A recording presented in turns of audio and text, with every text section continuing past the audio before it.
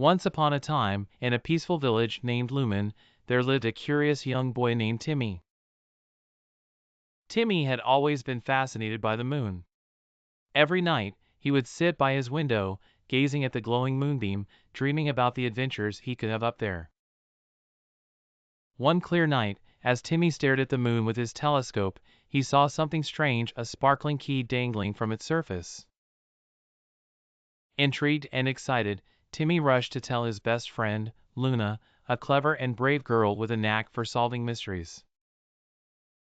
Luna immediately devised a plan to build a moonbeam ladder using some enchanted vines that grew near the village.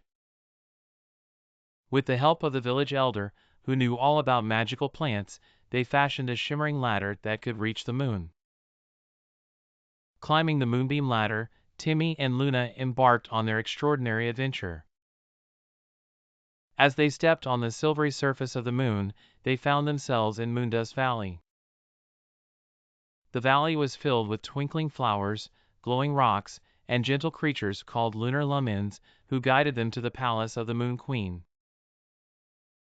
The Moon Queen, a graceful figure with a crown of stars, welcomed them and asked for their help. The key Timmy had seen was a special key to unlock the secret garden of the moon, which had mysteriously vanished. Without it, the moon's magic was fading. Determined to help, Timmy and Luna followed clues hidden all over Moondust Valley. They solved riddles posed by talking trees, navigated through a maze of moonlight mirrors, and befriended a giant moon rabbit who gave them a clue about the key's location. Finally, they reached the moonlit cavern, where the key was hidden in a chest guarded by a friendly but sleepy dragon named Drago.